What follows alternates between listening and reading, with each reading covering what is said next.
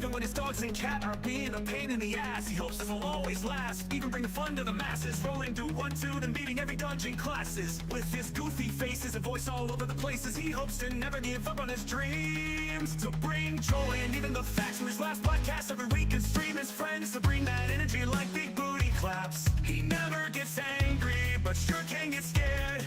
With anime on his side, is always prepared. Even though he's the grumpiest of bears.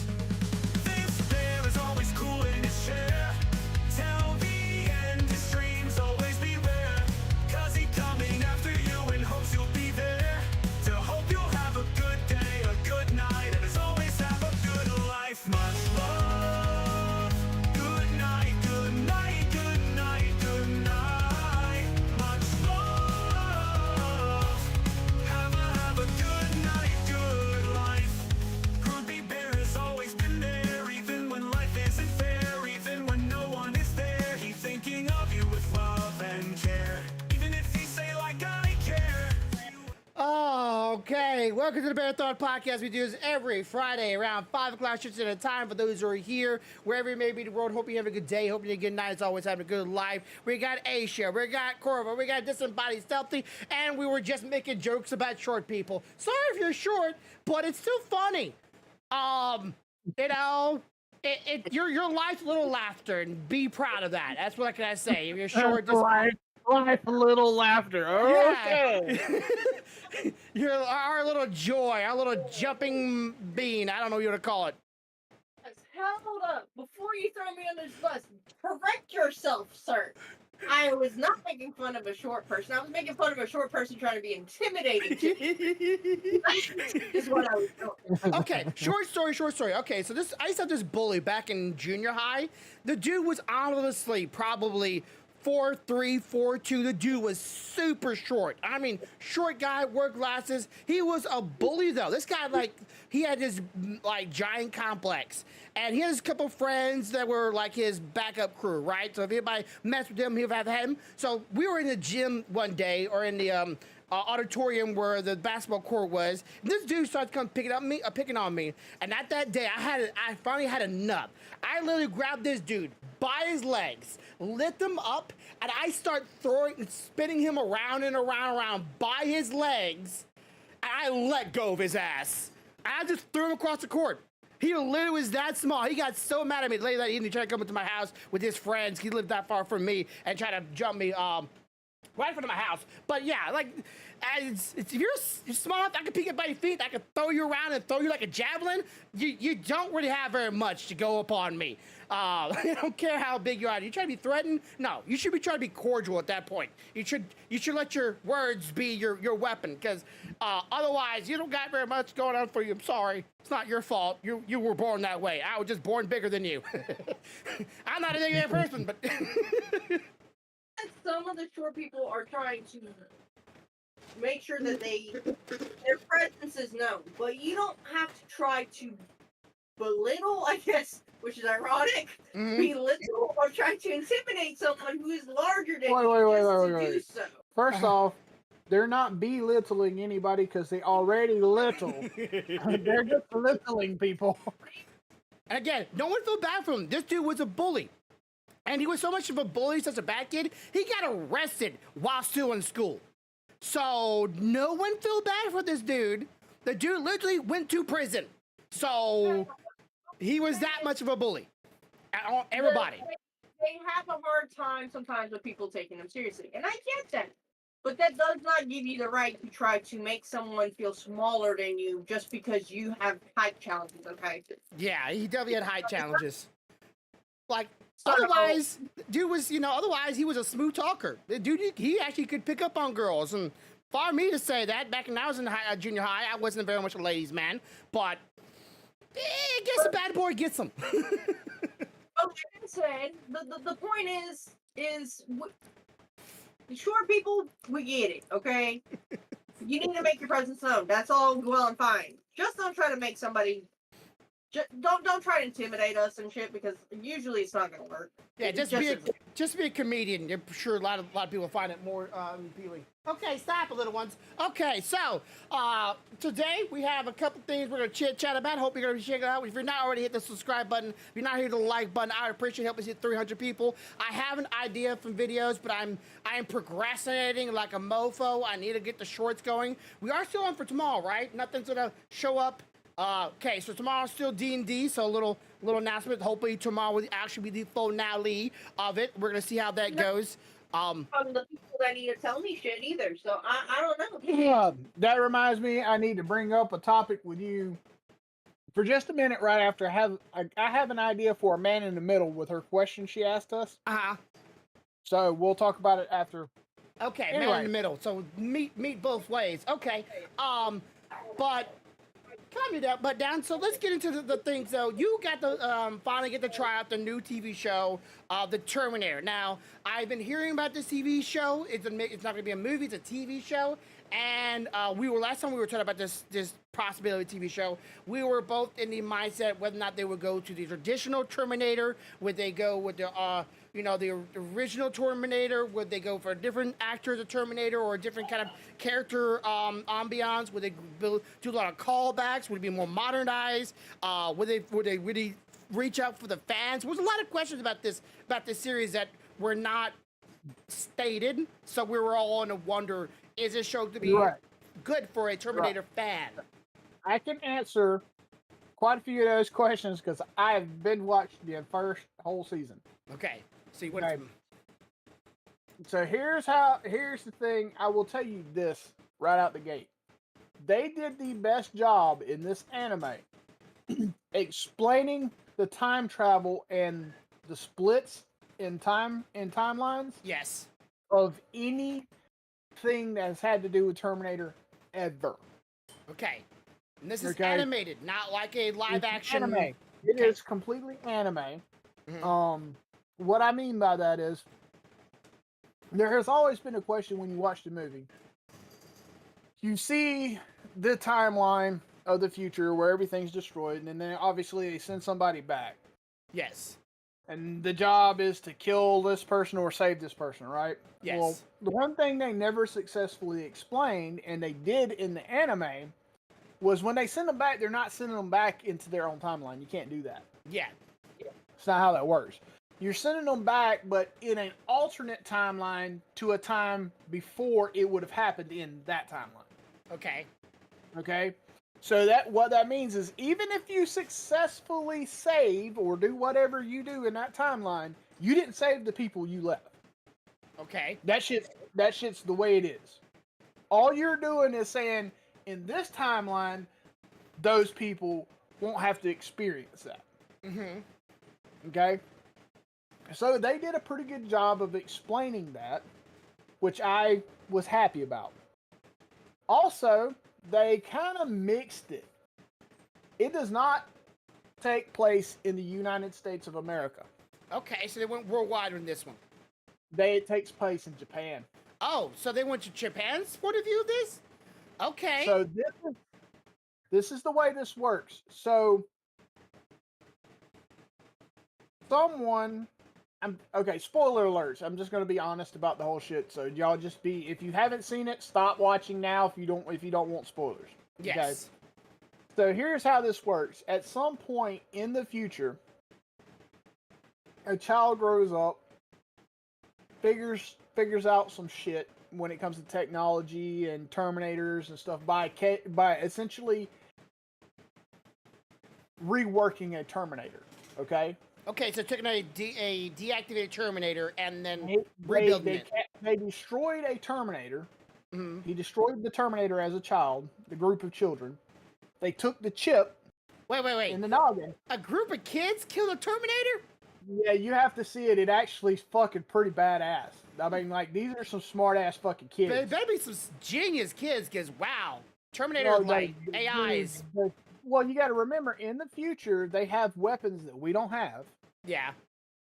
And they've been dealing with these Terminators so fucking long, they kind of have an idea of what they're going to do and how they're going to react to situations, So some which guerrilla, allows them to plan. so some guerrilla warfare going on with these Right. Terminators. So, according to what you see, at the age of 7, they start bringing the kids into the resistance. Like, boy, you gonna learn today. By the time this kid is like 10 or 11, he's running a little squad of kids. They successfully destroy a Terminator, and he takes the chip module, right? Yeah. Well, his thought process has always been, if we understand them more, we'll be able to fight them better. Yes. So along those lines, he builds his own Terminator out of scrap parts and shit like that, trying to understand. Anyway, we'll skip some of that because I don't want you to know everything, and we'll just say that the people in the Resistance weren't real happy with the fact he built a fucking Terminator. You know? The thing that kills us, you want to build one? So him and his Terminator go back in time. Boom. Timeline, right? Yeah. Well, he ends up in Tokyo, Japan. Modern day. Right? Well, in our time.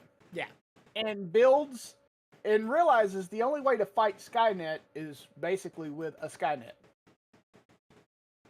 So he takes that chip, and all through his adult life, he works on creating an AI program in Tokyo to defend against Skynet. Yeah. Now, because he was in that futuristic time, he knows the date, the time, exactly when Skynet's going to come online. And you pick up when it's like 3 days before Skynet's going to come online, and he is working his ass off trying to get his shit up and running to defend them. Okay? Okay. So this whole first season takes place in those 3 days. It has to do with his kids. It has to do with him. It has to do with the AI he created. The Terminators do not look like Arnold Schwarzenegger. They look like a bunch of cute QIE girls. No, they look like buff-ass fucking dudes, but not Arnold. Not Arnold. Okay. Which is, so to me, says they went for a different look. And I will tell you, the Terminators are fucking homicidal as hell. They are as bad as Arnold was in the first one. That motherfucker will kill you as soon as look at you if you get in its way of its objective. Yeah. One of the other cool things they did is they did a lot of point of view from the Terminator scanning point of view. So like when they're looking, identifying targets and shit.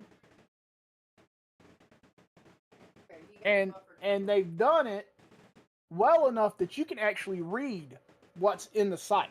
Yeah. So you can see whether he's saying, you know, low hostility, high risk, low risk, target change, target acquisition, mission change, whatever. You see it. Yeah. And you go through the whole damn thing, and you realize that there is some crazy ass shit. So here's the thing. There's two problems. One, Skynet knows that this dude's trying to build this fucking AI, and they want him dead. Of course. Because they know if this AI doesn't come around to the line of thinking that it does, then it's a hell of a lot harder to do what Skynet wants to do, which is purge the planet of humans. Yes. At the same time, the dude has realized that there's a real possibility, because of the way he's went about this AI, that it could choose just like Skynet did. To betray. To betray us. So, for 3 days, he is literally just trying to give this AI the opportunity to see why man's worth saving, or understand why man isn't worth saving. He is not telling the AI what it has to do, but he is putting shit in front of it for it to see, right? There is a very thin fucking line. This AI flips back and forth a couple times, like, maybe Skynet's right, maybe Skynet's wrong. And you can see the panic, but he hides that shit, because he's like, he doesn't hide it well, but he's like, I need need it to make its own decision, and I need that decision to be for the best of humanity. Yes. But I will tell you, the initial decision wasn't in our favor. Uh-huh. Okay. She releases all the Tokyo robots to round up all the humans. Quite a few get killed, but round them up. Now, here's the thing, though. She doesn't kill all of them. Mm-hmm. Because she realizes that the key to defeating Skynet is the humans. Okay. And before she wipes us out, she wants to wipe Skynet out, right? Uh-huh. So there's still a slim chance she can be convinced differently. And lo and behold, she's somewhat convinced at the end. Mm-hmm. And she releases the humans and allows her programming to defend Tokyo. So Skynet can't even drop fucking nukes on Tokyo. Yeah. They get within a certain airspace, she takes over control and detonates them in the air. Nothing the fucking Skynet can do. Skynet is pissed. Yeah. It's like Skynet's already like turned on, but it's not released globally, and all the warfare Skynet is globally released, but because she is in Tokyo, it can't. So you couldn't get connection with Japan. Can't connect to Japan. Okay. She's got full control of everything in Japan. Okay. The only thing that they could do is if they could get a Terminator in Japan and actually to the console to rewrite her code. Mm-hmm. But short of that, they ain't a goddamn thing they could do. The problem is Japan has their own Terminators. So Japan doesn't have its own Terminators, it has its own robots. Mm-hmm. And a shitload of them. Like disposable fucking tin cans, you know? Yeah. I will say this, though. The Terminators are a shitload more efficient in destroying shit. Yeah. Than her little robots. Like, one Terminator is like 200 of her robots. Okay, that is a bit of a problem if you don't have the advancements. And I'm sure that one Terminator the kid brought from the future back was not enough to actually, handle. Well, that one Terminator isn't even built to fight. That Terminator she is, for lack of a better term, she is the AI. Yeah, she is the AI's mother. Yeah, that's what I thought. There's gonna be some kind of waifu girl in the kid. She is where the AI originated from. Mm-hmm. Her sole job has been to care for the kids while he was at work. She was not programmed to fight. Mm-hmm. Not that she can't. Not that she's not strong. She's not programmed to do it. So, like, certain criteria have to be met before she can do shit. Yeah. And it has to be pretty fucking drastic. Okay? The humans did send a person back to try to save everybody. But, that shit's twisted. Because the kid that came back and wrote all the program, made the AI, it's his mom. Yeah. Wait. The kid that came back to write all the program or to save Tokyo and shit and make the AI, his mom, at an earlier point in his timeline back then, goes back in time and ends up exactly where he is. So, spoiler alert, he ends up dying and she ends up stuck in that time defending her grandchildren the entire time. Okay, that's fun. Okay, so let's go up the first thing. Art style. Was it? Art style is more. It is not the CGI shit. It is more drawn, more old school, like horror style. I would say sharper penmanship and shit to the characters. So not granule. It's a sharp drawing like modern day. Would you say Castlevania or more like Demon Slayer? Closer, I would say closer to Castlevania than Demon Slayer. I would say. I would say art style. Yeah, I would say the art style is closer to that. it has no fucks to give about gore and shit. It will. You Okay. will PC. Another one. Ghost in the Shell. Is it closer to Ghost in the Shell art style? Like it's more Which- like realistic? Which Ghost in the Shell? Because The originals. So I haven't seen the art style of this anime yet. Hang on. I will help you.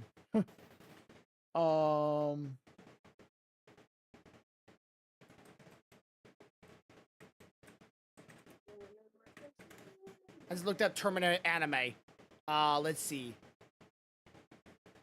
Oh yeah, I would say more of Ghost in the Shell. Definitely more of Ghost in the Shell. Yeah. It has that old school vibe, like, you know, drawing Right. into it. It's not modernized very with the nice. nose. It has a more of a very- clear set nose, clear set hairstyle, clear set clothing.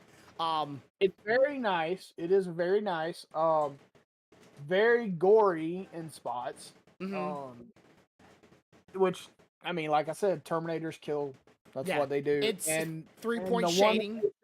The one they sent back to do all the killing, he is not afraid. Mm. And here's the fucked up thing. So remember, this is in Tokyo. What can you not buy in Tokyo? What can you not just walk into the Guns. store and get? Right. This Terminator's fucking smart though.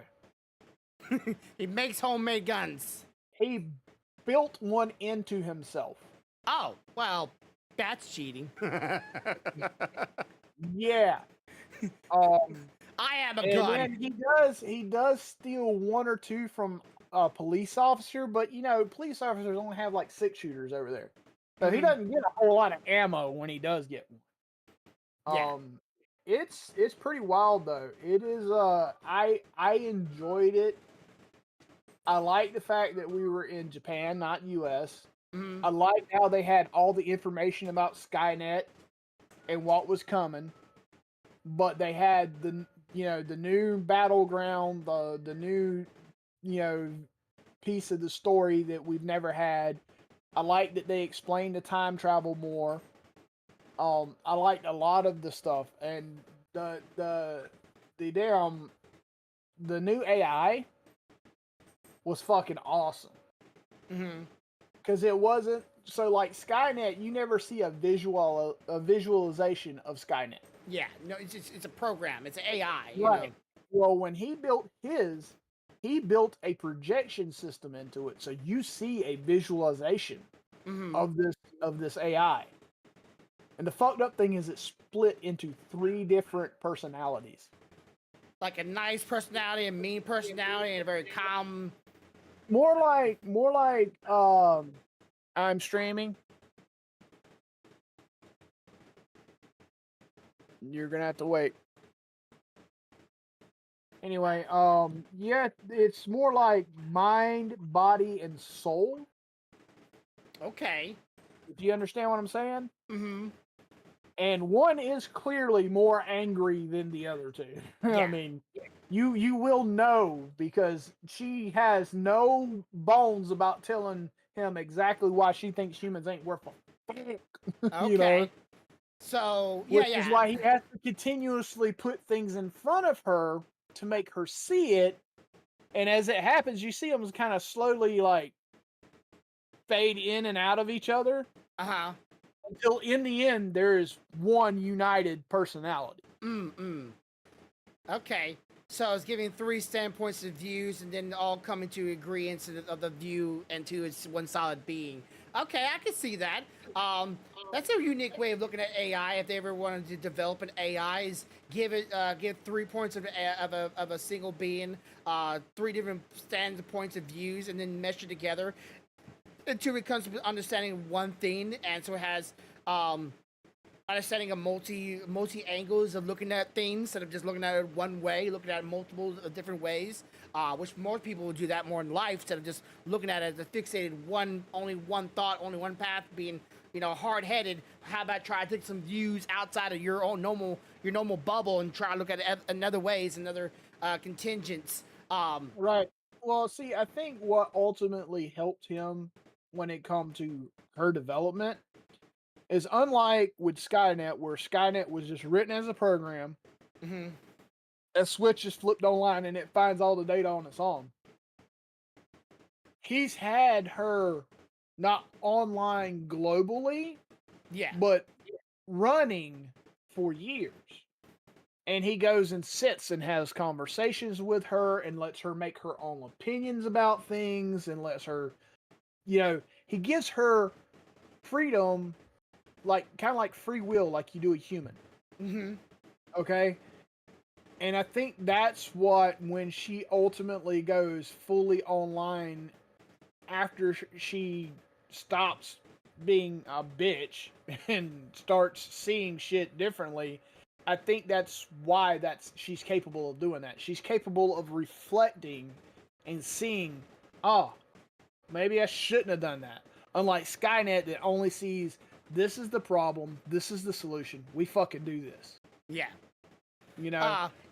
It would be kind of like bad right now if AI would actually, like, actual intelligent AI would come on live right now and look at things online with all the hatred and vitriol and drama and all this stuff like that. It'd be the perfect time to be like, yeah, let's let's make an AI that just absolutely hate humans, because if you don't think or act or do a certain thing, you're a horrible person and you should be wiped off the face of the earth just because you have a different ingredients and opinions. Now, worst time. Worst time. You haven't asked the one question that most people ask. Hmm. I said Japan was safe. Yeah, nowhere else was safe. Every other fucking place on the planet, It's been Skynet nuked. wrecked just like they did, just like it always has. Yeah. So it was already. But the problem is, like, that was one timeline. Then we take the American movies and their timeline. They went back and stopped the whole thing, and then they had to send someone back to stop them from on trying to kill them. It's like over and over again. That's why the explanation of the timelines made this so much better, because now you understand why that happened. Yeah. You fixed it in this timeline, but you didn't fix it in this other timeline. Yeah. Which is why they keep having to. It's kind of like the Marvel. It's kind of like the Marvel thing when it's kind of like the multiple Multiverse. branches. But there's one universe it's the main timeline, but the rest of them are just like, yeah, you made these, you fixed these timelines. What about this one? No, not this one. This one's still going where it's going. But all these are fine. These are great. These are wonderful. Small little multiverses, because you decide to go take a little field trip to the past and not realize it's not your past. Which would make me wonder, if I go to my past and then fix my shit there and I go to the future of that past and kill myself, could I take myself from where I was from there? Like, hey, I am now the current timeline of this being. Forget my actual past. Will that work? I don't know. That'd be pretty good. That'd be pretty funny. We shut the front door. Bang. I know that as far as I know, as long as I've been alive, anything that has posited time travel has always said you cannot have the same mass occupy the same space. Yeah. So you couldn't even lay hands on yourself, because if you do, you'd both be gone. Yeah, so you have to figure out how to take away yourself without taking yourself out. Unless killing yourself would kill yourself, which that would then, negate the whole point. It's really timeline's wiki. We don't know it because no one's done it yet. I would hope it would work like the Jet Li movie, The One. Yeah. Because I would hope that if I took myself out, I would just get stronger every time. Come I was like a badass. Bitch, you go to prison and.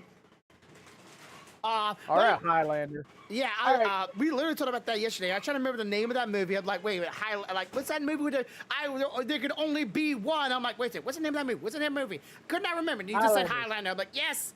God, that movie, I'm dating myself. I loved Highlander when I get. Of course, I also love the actor. I loved all the. You're talking about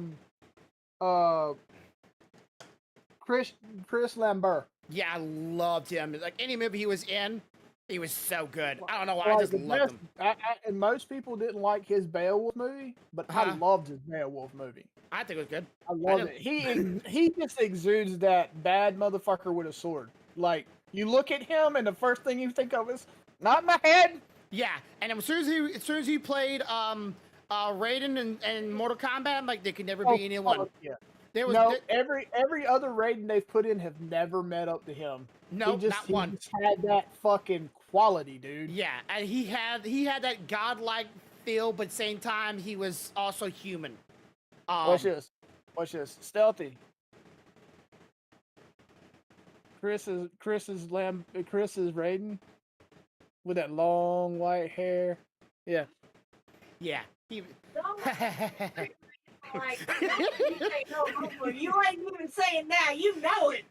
No, God, she Gray straight flipped me Fox. off because she loved his ass as Raiden. yeah. The Gray Fox. Every time I think about that, I keep thinking about that scene where he looks at him, he goes, and his eyes spark a little bit. I'm like, Yeah. God, Then he goes. I would shit myself. Like, He laughed for a second, then straight face. It's like that is again loved his acting. But that's not here or there. The industry of movies, or someone the other day said that say to this, there was actually Asmongold, and I cannot disagree with him any more than I can disagree with anything else he's ever said before. He said that like it was our generation why so many video games and the movies are the way they are nowadays, the millennials, and I'm like, no, it's not us, it's Hollywood. It's not my reason why we don't have the feels of old movies back in the 90s. We have like so much emotion. Not everything was a butt of the joke. there's not a whole lot when it comes to Highlander I didn't like. I even loved the TV series when Adrian Paul play. I mean, dude, when you see a dude with a long black ponytail pull a fucking sword out of a trench coat, the first thing I think of is your ass is in trouble. You better run. Like, I didn't pull out a gun. I pulled out a sword, motherfucker. You know I must be a badass if I'm not pulling out a gun. I'm pulling out a sword. You must be thinking, oh, I'm not a big deal. Give me a moment. This sword's about to reach you from here and football length. I'm about to reach you in a couple seconds. It's not going to take very long. Because I must be that much of a badass if I'm just shink. Hi. Yeah, I love the TV show. I love the fucking movies. Yeah, a lot of things like that has changed over the years, hasn't it? It just doesn't have that feel of it. Some like I can't remember if I talked about it last week or not. There was a YouTube video where a guy was saying like there's not a lot of like serious movies nowadays. A lot of movies are referential. What's the word? Referential. Like it looks on itself and makes a joke on its own accord. Like it's also trying to break the fourth wall. It's trying to make a lot of jokes that are like modern and try to be, like always have to be a laugh thing. There's not like Lord of the Ring moments where there's just like it's serious. It's serious across the board. There is no jokes. It's like it's making me a little haha moments here and there, but it isn't making jokes on its own on itself. Well, I mean, to be fair, with Lord of the Rings, it's kind of hard to crack a joke when you look over the fucking palisade walls and there's a goddamn blue billion of fucking orcs come at you. You can't go, they're kind of ugly, aren't they? It's more like, oh shit. Yeah, and it's not.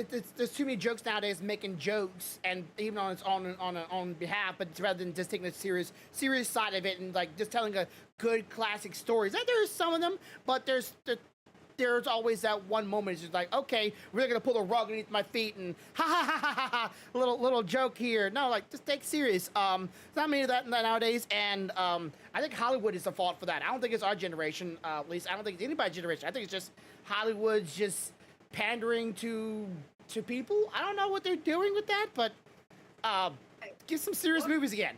We're focusing on one genre. Yeah, Not understand. that's pretty much what they're doing. Oh yeah, they are probably focusing on one genre. Whether anybody wants to say shit or not, because they're just part of the fucking system. 1980s, let's be honest, was all the horror. There's a lot of fucking horror in the 80s. A lot of suspenseful movies. A lot of movies that gave you, suspense and gave you like thrills. Like spiritualistic. This is like insightful. Think about this and shit like that. 2000s was, what would you say? I would say 2000s is more sci-fi, more aliens have come to. Again, the 2000s was also Harry Potter and Lord of the Rings, so. Okay, you're just gonna have to wait a couple years. You gotta wait a couple more years, okay? Give it about 6 years, you'll be in a different genre. You'll be fine. You'll survive. Shut the fuck up, guys. Yeah, we'll get past this phase and we'll go back to something else that they will call it a callback or a what is it like we're doing like old school style, like somebody saying a Game Boy is now it's retro. There it is, retro. We're bringing a retro style back of movie making.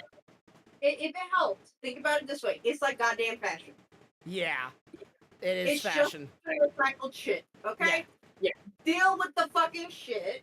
It's going to happen. All right. Think about the 1920s, 1930s. Guess what? There was a lot during the 1920s and 1930s. And if you can't learn from your history, then fuck off. Yeah. It's So gonna happen. so speaking of fashion and craze and all this kind of fun stuff, so Sony just found out certain fashion and craze is over. It's done. They've learned it in the most biggest of way. I'm talking about not millions, but billions of dollars flushed down the fucking drain.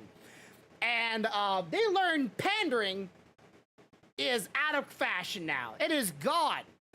Now, this couple a week now, literally less than a month ago, a game has been out for less than a month, Corvo. Less than a month. Oh, I know, and they're having to pay everybody back for that shit. And literally everybody's getting a refund. Now, the game, for everybody who doesn't know this, its name is Concord. This game came out literally the 23rd of last month. It's not the 23rd of this month. That means it's less than a month, and they're already gone, yeah, we're closing the game down, and everybody's getting their money back. Everybody that bought this game. And the critics are hating on their fans, calling them talentless freaks. To those who do not like the game, they're paying customers. Anybody ridicules their game, calling them talented or talentless freaks. That's a good view on the social media. That make it look real good. And no one's buying the game, or they did buy the game, no one's liking it. They're hating it. And Sony decided after less than a month to cancel this game. And this game, its art style was bland. Its characters were boring. Its design was worse than Overwatch, which I'm a huge fan of Overwatch. I love Overwatch. I have so many figurines behind me that I still love the game, even though they changed a lot of things over the years, and I've kind of fell out of it. But what's your thoughts about them just like doing this kind of things, and then money talks, right? Money sells, and this is the customers finally saying with their dollar bills saying, we don't like it. Yep. We're not buying it. And those who do buy it, use your money back. They're finding out the hard way that when you don't look at the market and figure out what people like, and you just go off and do shit, that sometimes it bites you in the ass. Yeah, and it's a lot of people in their industry saying, hey, this is what's popular, this is what's good, this is what fans want. And they start doing it, and they start getting a bunch of yes men and people all in the same mind, right? Kind of like a what's that room where you're in a group of people and like you're in a think tank and you're in a very small clique, and all your fans going, no, that's not what we want, it's not what we like. You don't know what you like. That's an echo chamber. Yeah, echo chamber. Thank you, Stephanie. Echo chamber. That's way better. So, everybody's coming up with different ideas, trying to come up with a good idea. Echo chamber is when one person says this, and everybody else goes yes, and it just continues. No matter what anybody else says, it's all just one echo chamber. Yeah. So, so when all your fans said, "Hey, we don't want this," and you still release it, if I was Corbin, if you tell me, if you were making a video game and you spent billions on this video game, commercials, video gameplay, art design, direction, you name it, billions, and your fans saying in the beta and the alpha they didn't like it, would you not go, oh, hold, wait. A lot of people said they didn't like it. A lot. We might want to change a few things. Yeah. Would you not want to go reverse? I'm trying to revamp this shit and figure out what are they not liking. Yeah. Let's work on that. Like I can understand like 2 or 3 people on Twitter going, I don't like it because it doesn't have this or that. Are you speaking for the majority or the minority? I'm sorry, I need money. I just spent a lot of money to make you entertainment, to make you have fun, and you're not having fun. You don't want to spend money on the fun? Okay, I will change it. That's just the way the market should be. If people don't buy it and people say they don't like it, you should maybe look into that and not just echo chamber going a bunch of yes men and everybody agrees with you and that's it. It just happens like that. And again, I can't help but feel like it's like Hollywood mentality where it's just it's not the craze no more. It's not the thing. You didn't listen to the audience what they wanted. And problem is what they wanted was the thing they got like 10 years ago.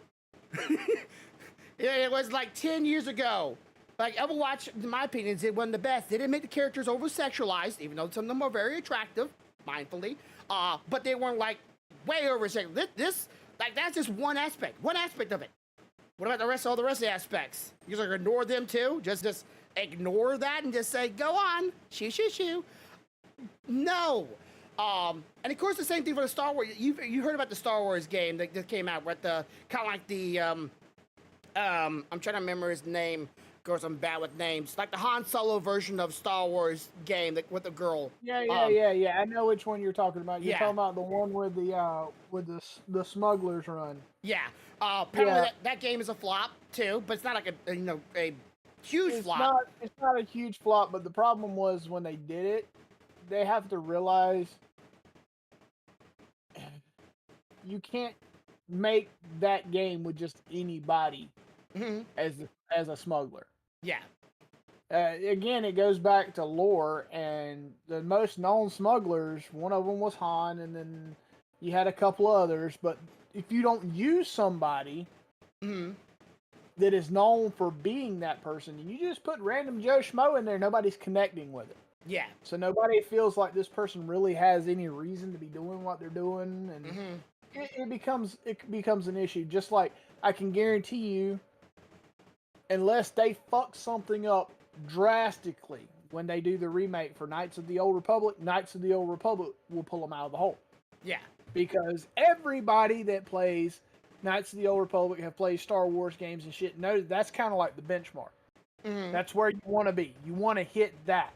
Yes. And unless they completely fuck up the remake, that game will pull you out of the hole because people want that game with newer graphics and with,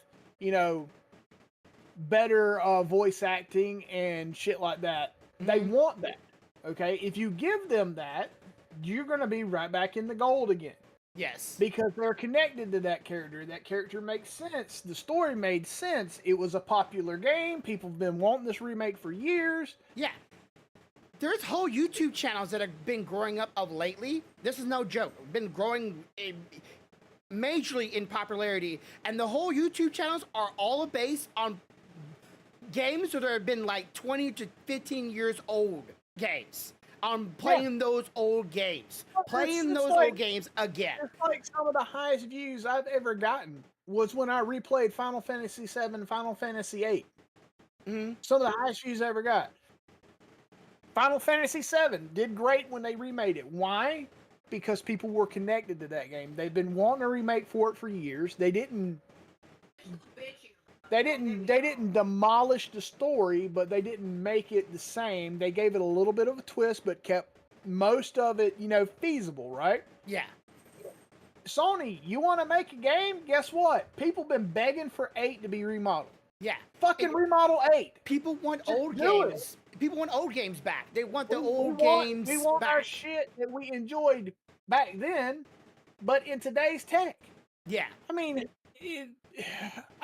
I'm not saying don't make new games that people will enjoy. Don't misunderstand me, because there's plenty of great ideas out there for games that people will enjoy if you make them. Yes. But if you're struggling to come up with a new concept, don't just make some random shit. You can always go back and look and see, okay, what have they been asking for a remake of? And let's give them what they've been asking for. Yes. Give it to them. Yeah. Remakes are easy. Remakes are so easy to call back old games and make them modern days. Look at the Resident Evil game that came out 2 or 3 years ago. That game was huge too, and that was a callback to those things. But the problem is, like, it's the modern day video games that are not hitting it off. But then Wukong comes out of nowhere. Elden Ring comes out of nowhere. These are modern games, but they're not really modern in the sense of like, well, they're modern in the sense of graphics and stuff like that. But their mindset of what makes a good video game, that old school video game style, is just hitting so hard. The story and the play reminds you of the old game. Yes. You're getting all the new shit, but you're getting reminded of all the old shit you love. And you want to go back and play something that's like, oh, this reminds me of this game, that game. Just look at me.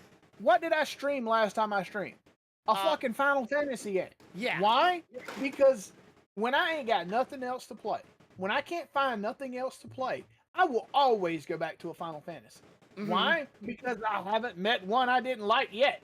Yeah.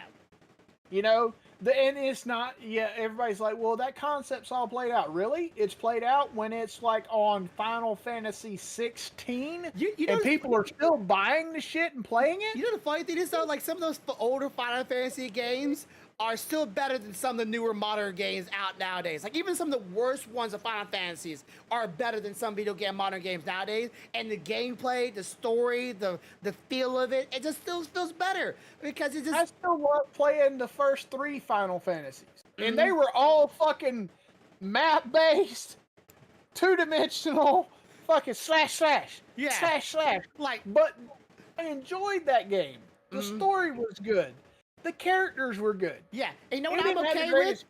You know what I came up with combat sometimes? Yeah. I'm okay with this. I don't need this whole keyboard to play my video games. I'm okay with that. And controllers are the same way, simplistic, just simple. It's 1, 2, 3, 4, done. And maybe this every now and then, but it's simple gameplay. But nowadays they want to make it some convoluted like masterpiece, they've even went convoluted with first-person shooters. I mean, have you tried to play a new first-person shooter, even with your fucking controller? Slide, dash, jump. You gotta hit this to aim, this to shoot. But if you want to swap what you're firing, you gotta hit like 12 buttons. Automatic or single shot. Hold your breath. You got a slide shot. You got a jump shot. You gotta want to shoot. You know. Well, that's why. Because I told you before, right? I used to back in Modern Warfare 1. I think it was 1. I actually was on the leaderboard, top 25 in America. I was top 25 in America. I didn't know about no Pro League back then, because all that I had back then was a TV, Xbox, and the controller like everybody else did in their grandmother, and I just played on it like crazy, and I got stupid good. I mean, I was stupid good. And if I want to know about Pro Leagues back then, I would have jumped into it. I didn't stream. I didn't do none of that. I was that good. But nowadays, everybody got these high-ended, mouses and high-end keyboards and, $2,000 computers and $15,000 monitors with like 0 frame rates, or not 0, like 0.1 second frame rate monitors. It's ridiculous, and just it's too much. Like, just give me a good game. Just give me a game that I can play on a potato. That's a good story, good mechanics, and let me just chill out and play it. I remember. Do you remember when the fucking thing you hated to see the most in the game was a fucking jump puzzle? Yeah, that on the stage.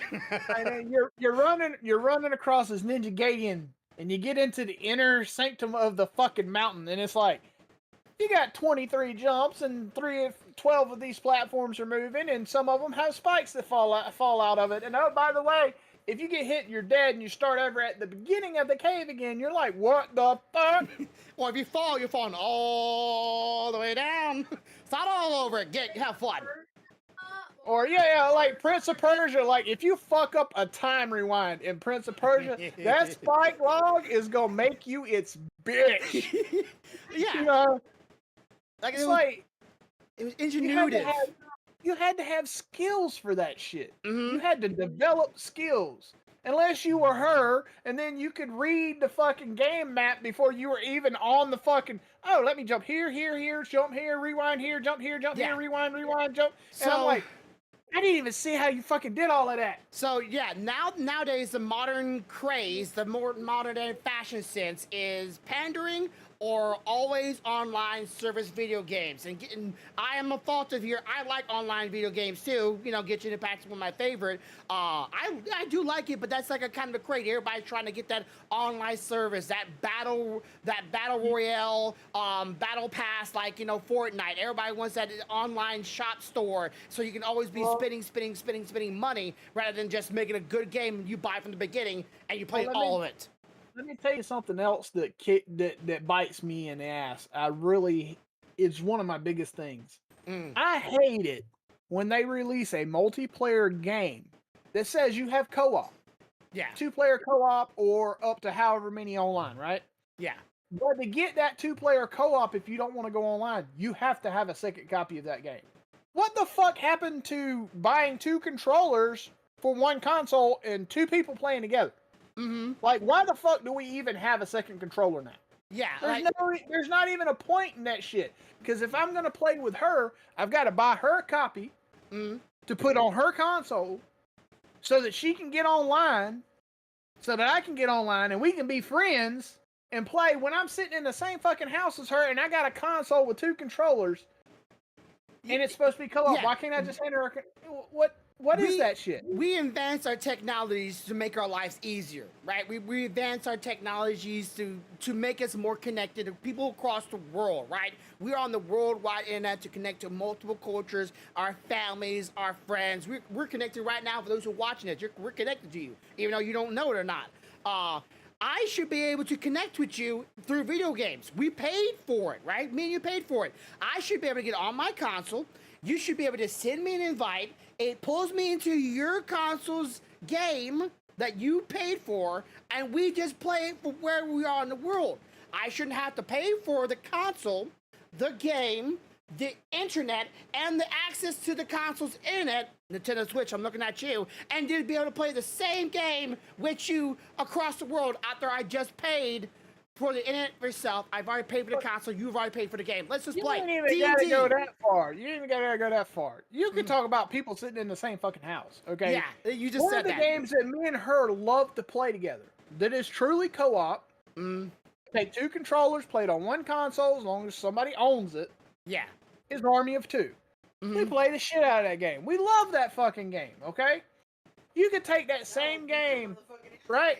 You could turn around and release that same game today. You know what they would do? It would be co-op, but she would have to have her own copy to play on her own console, and we would have to connect via the internet. When I'm sitting in the same fucking house, that makes no sense. Yeah, and you can't, the game community, or not game community, the game makers, you can't have the excuse of, oh, the price of the games have gone up because because the cost of making them. No, just make games a little bit, make them cheaper, right? You don't need all the fancy, flashy stuff. Just make good games, good story, good play. If you need to lower the quality a little bit, sure. Just as long as you let me, to make it to the point where me and my neighbor or my friend next to me can play the game together. You set the price by what you do, and of course you also set the price by standard. I'm telling you right now. I can't hear. Okay, say that again. He couldn't hear you. Being a devil's advocate, sometimes cutting corners like that will break a game. I can see that. Sometimes, yeah. Well, but like I'm saying is, so for instance, if they were to release a remake of Army of 2 for PlayStation 4 or 5 that was still co-op, you could still use controllers, buy it like that. I'd buy it like that. Why? Because then me and her can stream from the same console content for the 2 of y'all as we play 2-player. You don't know how many games I avoid even buying. Not because I don't like the game, but because what would make the game fun is playing it with her or you, but I can't do that because then you or her have to have a copy of it. You have to have the console, and then you got to go through all that shit to play it.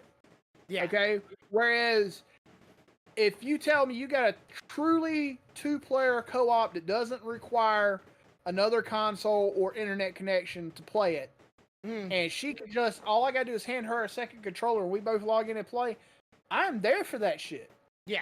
Because as long as you guys play through the story, through the game, not just the point in selling me a console with 2 controllers when one of them's never gonna fucking get used because I have to have another console and another controller and another game.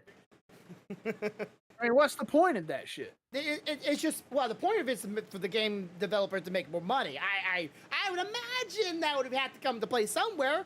But then again, I don't want to be playing like Genshin Impact where I'm playing with my friends and all that we could do is just run around the world. We can actually play the actual game, the story, the quest, and like I want to play that with my friends. FYI, when I did the damn survey last time, that's one of the things I put in there. I would like true fucking co-op, like where there's not a, hey, this is a story quest, so you can't do it with, fuck that, bitch, I'm here. Yeah. Let's play it together. Of course, I would love a game like, not Majora's Mask, Secret of Mana. Because that was multiplayer back in the Super Nintendo. Remake for the Nintendo Switch, me and my wife could play that together. If they made Breath of the Wild game where I'm playing one of the main, or the other Gorons or the other, heroes in the game, and she plays Link, we run around playing Breath of the Wild together. That would be a lot of fun. I just like be able to play some games with my wife that are not this online service game where I gotta be connected to the internet, and I just want to be able to play with my loved ones. But if I already have the internet and they want to join in remotely, why not? I've already paid for the internet. Let them join in my computer. If I say they're allowed to access my shit, let them access my Nintendo Switch or my Xbox, whatever console I have. Multiplaying, if you're gonna always have it online, have it where there is a solo play and a multiplayer, and if there's multiplayer, allow anyone to be able to access it. I don't care who you are. We already paid for the game. Of course, nowadays it's everything's like digital nowadays. I hope someday there's going to be a law that's going to be passed where digital goods can be owned. Okay, so next. You got another game. Yes, I got another game. Now, you heard me talk about this before, and I was so excited for this game because it felt like it could have been a real competitor to Genshin Impact. Now, me, I'm in the mind of competitors. I don't really see competitors, right? I'm seeing this, oh, look, another game I can play when I'm done with this game or that game. I can play this game. Yay! Have fun, more games to play. That's the beauty of video games. And just like movies, you can watch multiple movies, you can play multiple games. And it was Blue Protocol. Now, this game was released in Japan. And only Japan. And this was made by the same people that made Elden Ring and some other very popular game. Bandai Namco, I believe they're the people that made the game. And they were going to come to America through Amazon Games, which Amazon Games has not had a very good track record releasing games in America. And they were going to... How to say this? They were going to westernize the game. And you notice what I'm saying? We're going to westernize the game to bring it to our more modern day thinking of America and playing video games and what it is to be a video game was... As well as because of what they are currently. Well, their current game is nowhere near what they were planning to do for America, what they already have in Japan. So the game was, again, released in Japan, coming to America.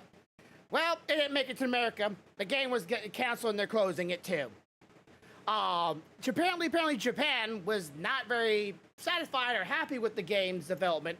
It was lackluster. It was very boring. Combat was boring. Genshin Impact, the combat's kind of fluid, right? You're moving around, you're doing your attacks, you're doing your ultimate, you're doing your E, you're moving around. It kind of felt like World of Warcraft. You kind of just stand there. And that was the combat and the game. But they're gonna have mounts, but it was like Genshin Impact where you can get characters and there was a story and it looked very pretty. The game looked great. Problem is they took over like 4 years or so, maybe a little less, maybe a little more to develop this game, to release it. And they didn't make any changes the entire time. Other than what they were gonna do to make it more safer to Western audiences like you and me. That was not caring about that kind of stuff at all. We didn't care about those kind of things, like bathing suits that were little Tangelus didn't care. I just wanted a good video. That's all I want. They thought there was more present to worry about those days to try to make it more for us when we were going. Just release the game so we can figure out if it's good or not. And took that long, and they decided to go, yeah, we're gonna cancel it. All that Japan didn't like it. We're not gonna release it to America, and game's gone. What's your thoughts about like a game development taking so long? Like it's already released in one nation, but then taking several more years to release it to America, and to the point that to go, yeah, we're done with it. I think when you develop a game, you should release it as is to begin with. Mm-hmm. Not focus on trying to change it for every individual market. Because if you do that, you're gonna have so much lag time between the release in this country, release in this country, release in this country, that you're gonna get in the situation they're in. Mm-hmm. That's what I think. Yeah. It'd be like releasing. Imagine if they had done Tears of the Kingdom and only released it in Japan, and then it took them another 4 years to release it in the U.S. because they changed some stuff for the U.S. Right? Mm-hmm. By that time, you've got two problems. One, everybody knows that this other country's had it for however long. They're pissed off because they haven't been able to play it. Yeah. They see videos online how great it is, and then when you do release it, it's different. Mm-hmm. No, I mean The market's already moved on. You have an original concept. Mm-hmm. Why would you change your concept just based on geographic location?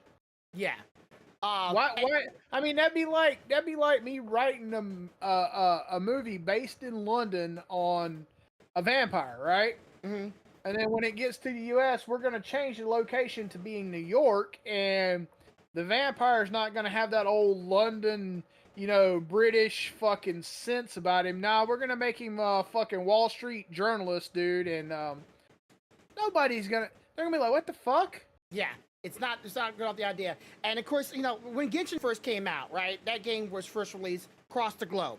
When it first came out, it wasn't like the be-all, best-all, right? It wasn't the end final game. Over the years, the game has been developed, been worked on, improved, changed, modified, right?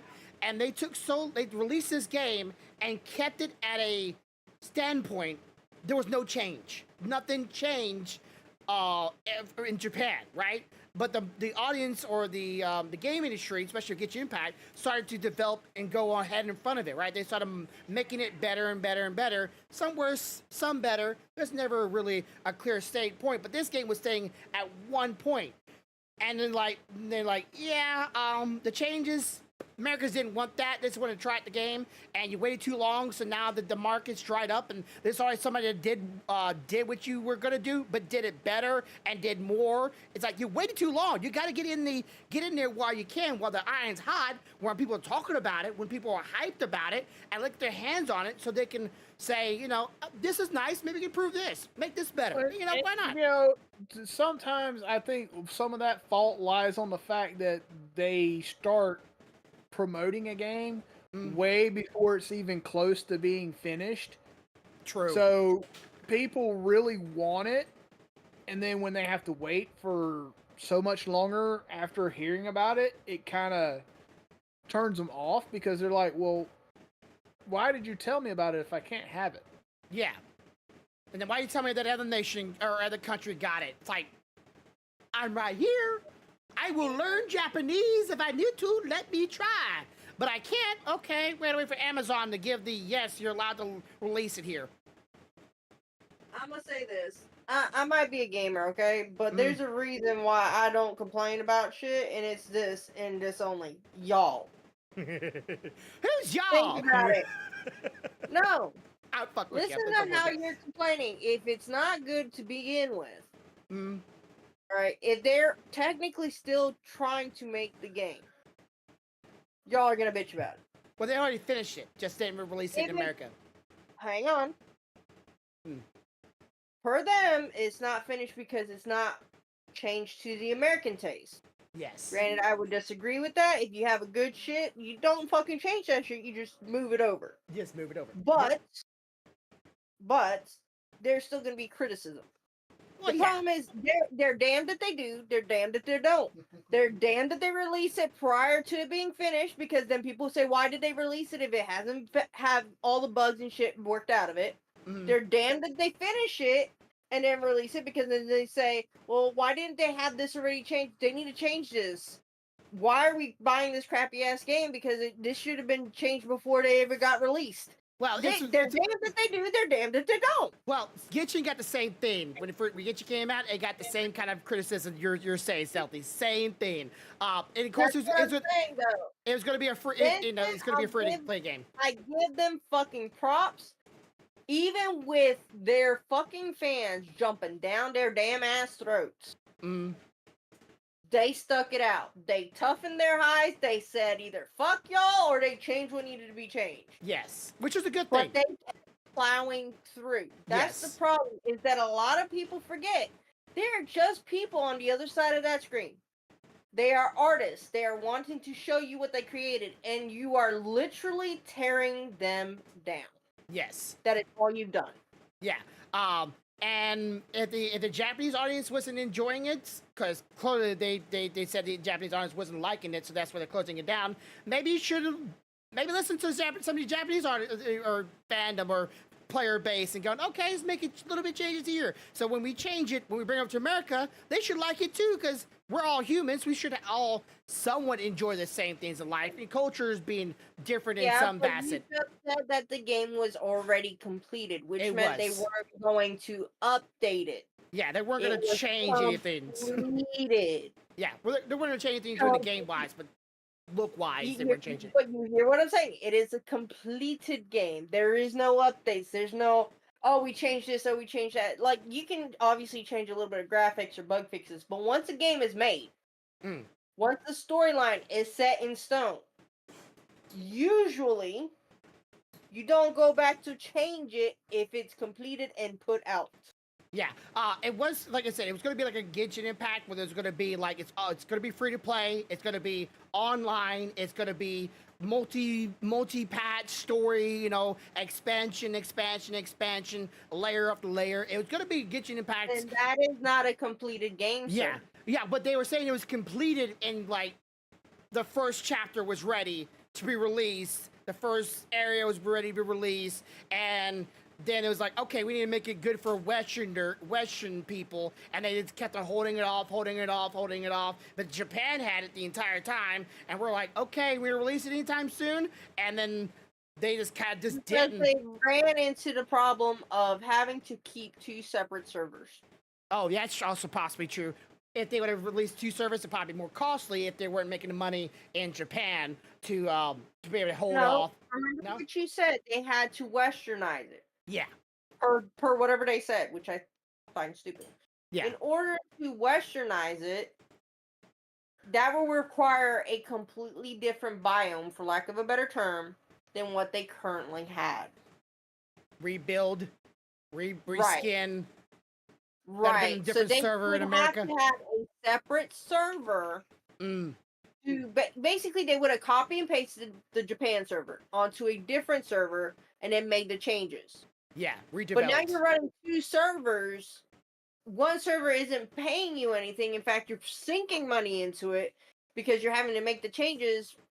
But because you're trying to make the changes on that one, you're not paying attention to your other server. That is the money where you're getting it from.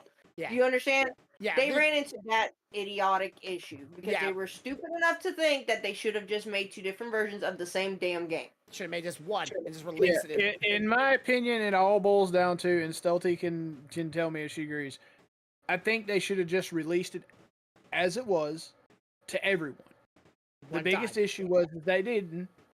They tried to do, like you said, this idiotic shit where for some reason the Westerners need different.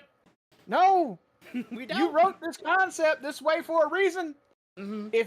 I think if it had been released, unless they had something in there that was offensive. That's true. I think it was like 12 and up kind of video game. It was kind of Genshin Impact. It was safe enough. There were just a few things that I'm not gonna say any names, but a certain group of people didn't like that was in the game, and they wanted that gone. I think Right, but there's also, for example, let's say there were, as you like to say, brothers from another mother, and they had people throwing racial slurs at them with it, Mm. or they just completely did not have any brown characters in it, and they're having to remodel for that. There's a lot of different things we just don't know. I Yeah. feel like if they'd released it globally all at once, they'd have had a higher chance of succeeding Mhm. because they'd hit a larger pool of people with a greater chance of more people enjoying it and finding things they like about it versus releasing it in a single country first, Mhm. trying to change it for another country, and then you have that single country that only have X amount of people and X amount of people dislike it, X amount of people like it. The larger your pool, the higher chance you're going to get a nay or yay. Okay. Mhm. My point is that we are so focused now when we create games on trying to make every single person happy that No you way. forget that you cannot do that. There's no way. You Like can't do it. I mean, it's like if I made a game tomorrow and it was about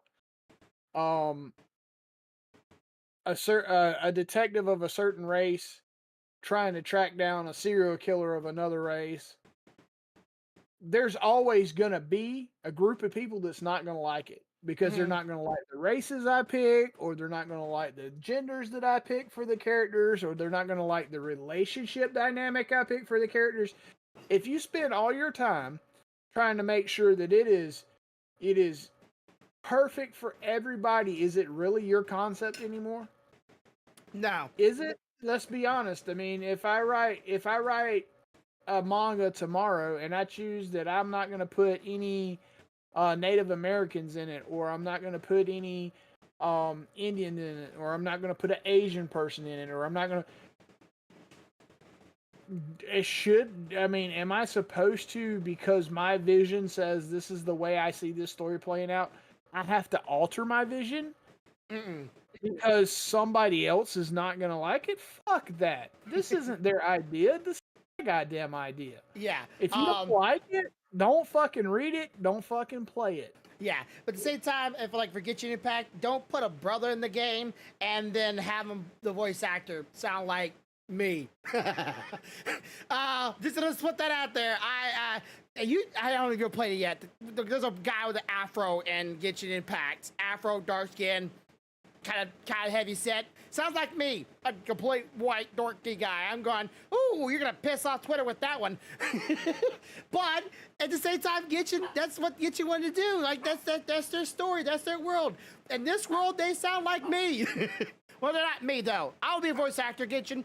Hire me. I'll do it for free, free bono. I don't care what character I play.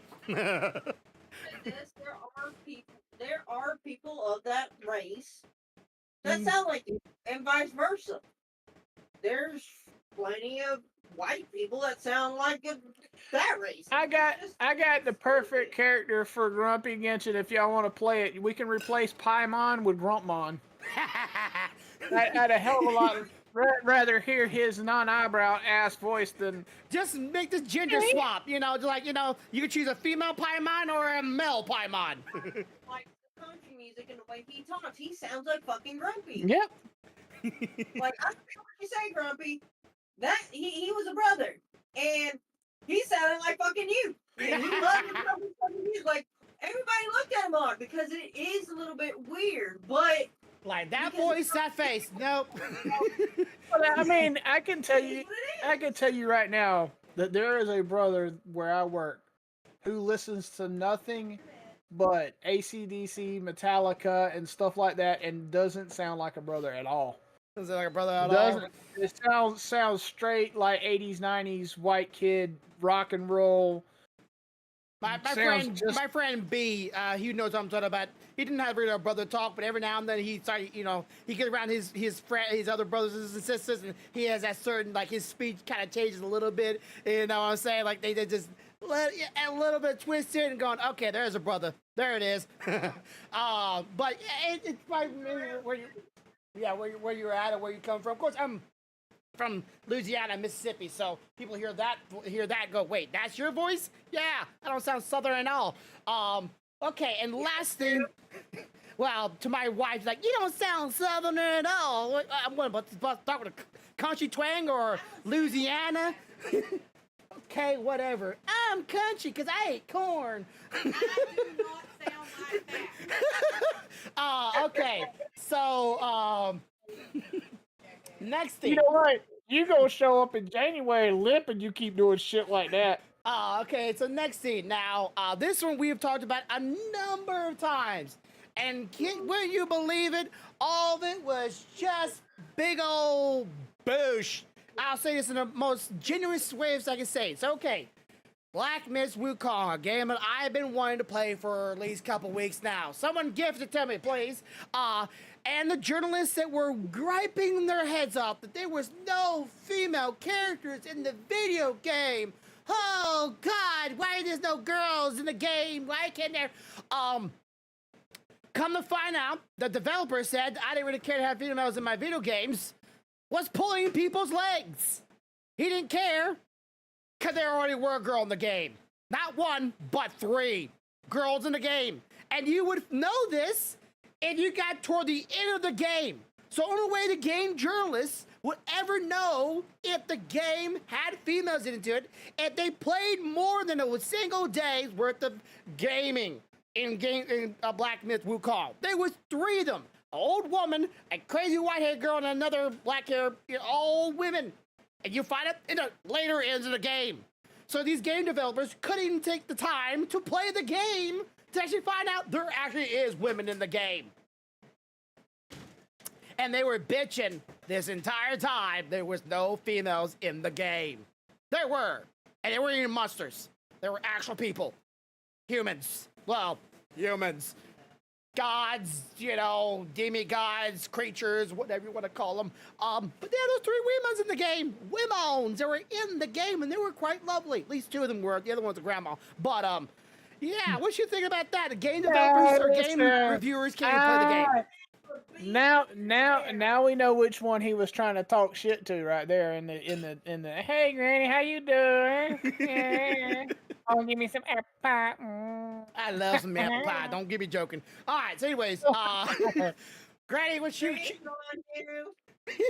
Granny can make those moves. She's flexible. So, what do you think of a game writer, a game journalist couldn't even take time to actually play the game through its, entirety before giving reviews and giving it bad reviews or giving it not or even let's say they played this just the beta, right? Let's say they played just the beta and alpha. Right. It's like, hey, wait till the actual game comes out and then review it and see how actually the whole game is like, rather than just playing 5 minutes of it and then going, it don't have what I want. There, time crunch. Oh no, it's because they're no longer required to play all the way through it. Mm-hmm. Back in the day,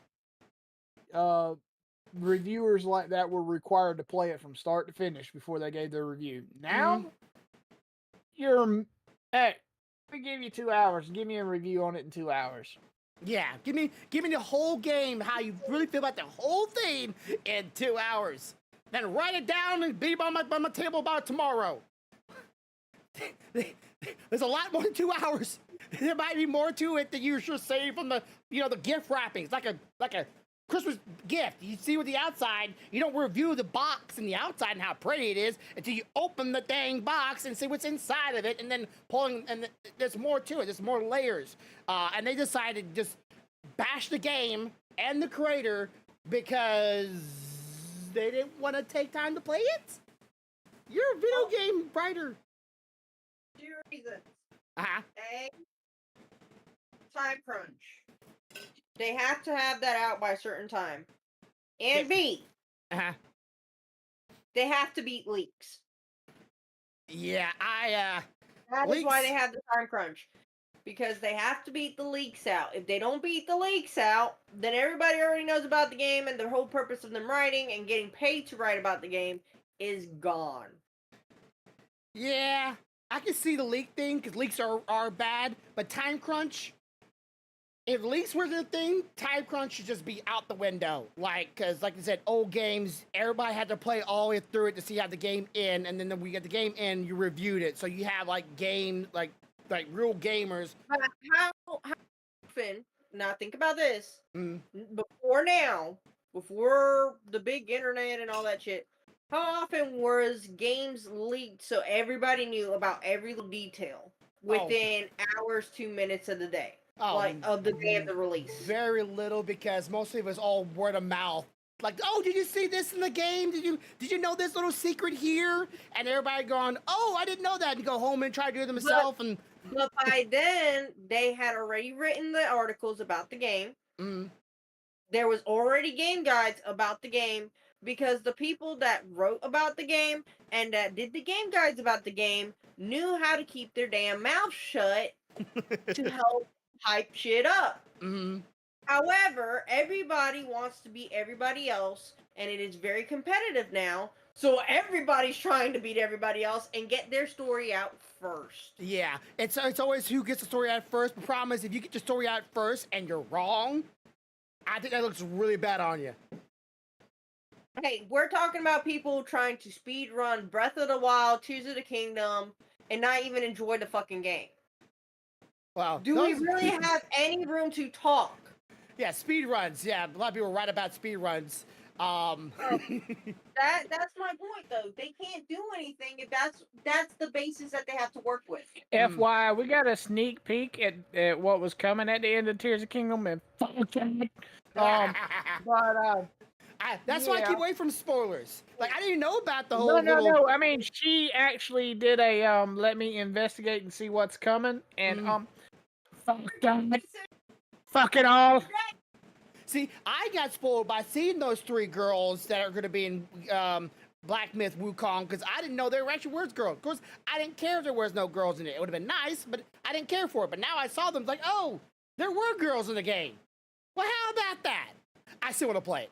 I still want to play it. Show me a spoiler. Show me how much I care when I'm still playing it and going through the same spoiler just like you did. That's the mindset the reviewers should be thinking, not going, oh, I wasn't first. Okay. But the thing is, people will not notice what I said, not you. Mm. The majority of the current population, which is not us, let's be honest, they care. So if they see a spoiler, why would they bother reading another article? Yeah, that's why they need to watch our podcast, so they can get a mindset with like we are, and we're going to be a little echo chamber ourselves, and they can have the same mindset of, don't care, just have fun, damn it. Just play the game, just do it. One of us, don't give a fuck. Just enjoy it. Play the game. Yeah, and if you read a review and it says game good, well, you like the reviewer, game good. Echo chambers on each other. Like, fuck! I have to fucking throw shit at you? To yell at you? Because one thing you'll be like, yeah, it's so annoying, yeah, it's so annoying, yeah, it's so... Oi! Stop it! That's alright. There's movies going through this shit right now, like Aliens Romulus. Mm-hmm. I haven't watched it yet, but people are already giving it shit because of some of the what do you call it, cameos that they stuck in. Yeah. And I'm like, but I like cameos. I like seeing the old actors show up every now and then. It reminds me of the reason I started watching it. What the fuck is wrong with everybody with a cameo? Yeah, cameos are good, as long as they're tasteful. They're good timing, and of course, it also brings a bit of nostalgia. Nostalgia's hell of a thing.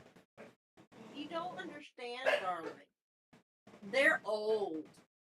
Listen, I don't care what nobody says. I don't give a fuck what nobody says. Anytime you want to stick a cameo from Sigourney Weaver in an Aliens movie, I don't have a fucking problem with it. As long as she still has the same kind of charm and same kind of acting skill, that's what should matter. Yeah, I mean, I don't care if she's old. The hell, to me, that lends credence to the fact this bitch is bad. She has survived this long through this shit. Motherfucker got a walker. I'm thinking, fuck, I ain't messing with her. This been xenomorphs for years, and this bitch is still. Give me a wheelchair and I'll still outpace him. Anyway, so yeah, I just again. You If- can't if- please everybody. End of yeah. story. That is the biggest issue. That is the biggest issue, and I really think a lot of the gaming industry, a lot of the movie industry, a lot of the television series industry, a lot of the anime series.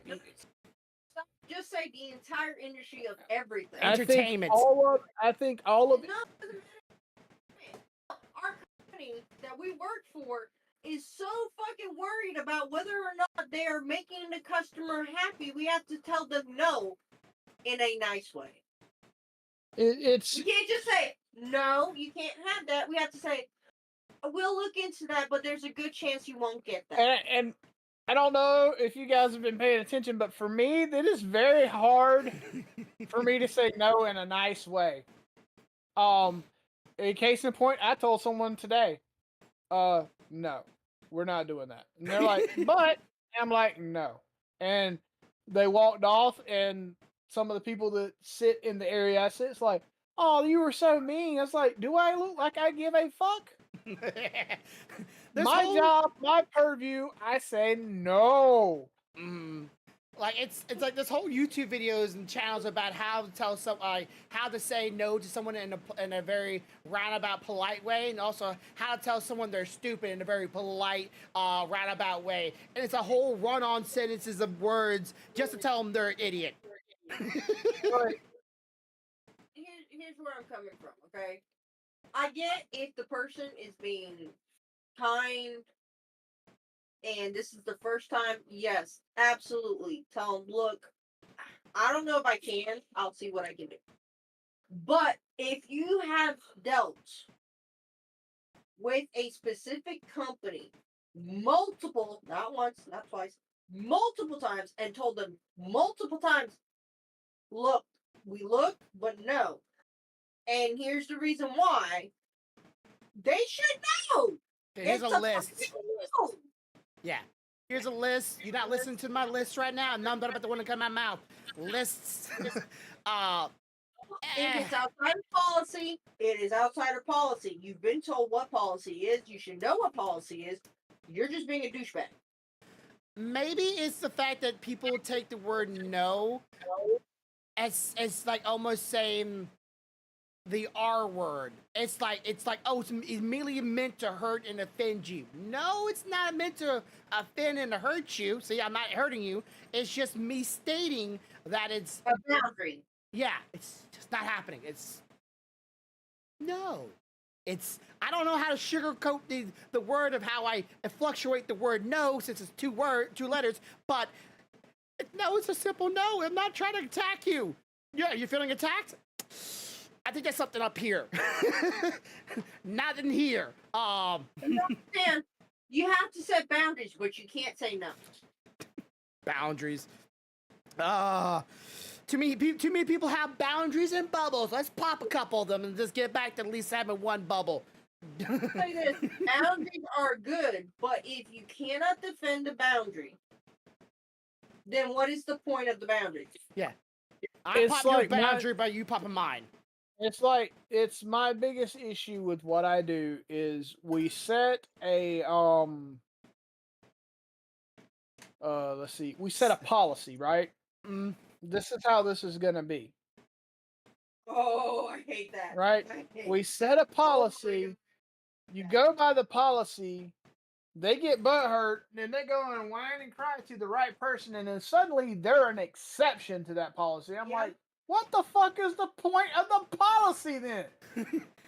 Like, if the president of the country cannot break this policy, then why can another group of people break this policy? Kind of like, monarchy mindset is like, oh, this one group can because they say they can, but the rest of the people can't. Yeah, it's like saying, oh, I can rob from this store, but no one else can. Because I say I can. But I can rob from it, it's fine.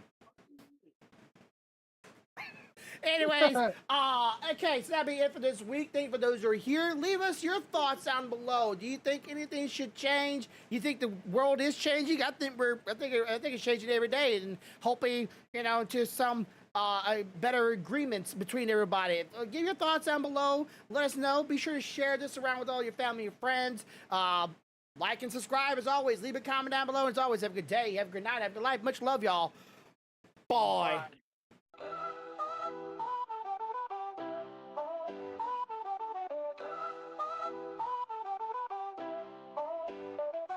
The grumpiest of bear that loves to play, to make people laugh in every way. His jokes are sometime crude and sometime ass, with his wife of 15 years that is always having his back. Even when his dogs and cat are being a pain in the ass, he hopes this will always last, even bring the fun to the masses. Rolling to 20 and beating every dungeon classes, with his goofy faces and voice all over the places. He hopes to never give up on his dreams to bring joy and even the facts, with his laughs podcast every week, and stream with friends to bring that energy like big booty claps. He never get angry but sure can get scared, with anime on his side is always prepared. Even though he's the grumpiest of bears, this bear is always cool in his chair. Till the end his streams always beware, cause he coming after you and hope you'll be there. So hope you'll have a good day, a good night, and as always have a good life. Much love. Good night, good night, good night, good night. Much love. Have a good night, good life.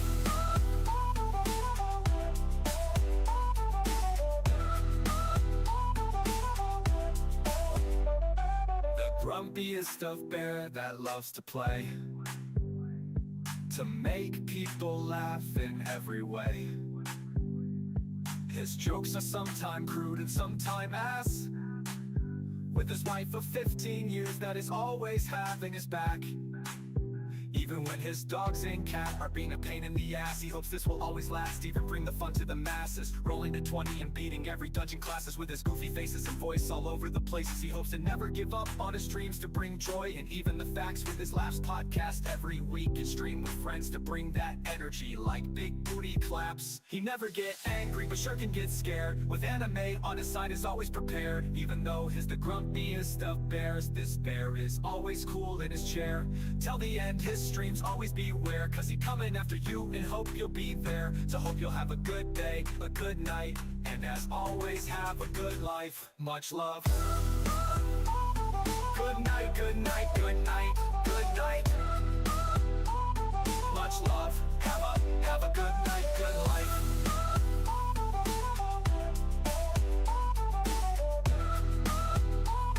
Much love.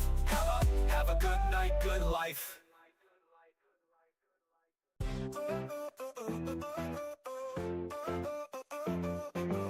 The grumpiest of bear that loves to play, to make people laugh in every way. His jokes are sometimes crude and sometimes ass, with his wife of 15 years that is always having his back. Even when his dogs and cat are being a pain in the ass, he hopes this will always last, even bring the fun to the masses. Rolling to 20 and beating every dungeon classes, with his goofy faces and voice all over the places. He hopes to never give up on his dreams to bring joy and even the facts, with his last podcast every week, and stream with friends to bring that energy like big booty claps. Never get angry, but sure can get scared. With anime on his side, he's always prepared. Even though he's the grumpiest of bears, this bear is always cool in his chair. Till the end his streams always beware, cause he's coming after you and hope you'll be there. So hope you'll have a good day, a good night, and as always have a good life. Much love, good night, good night, good night.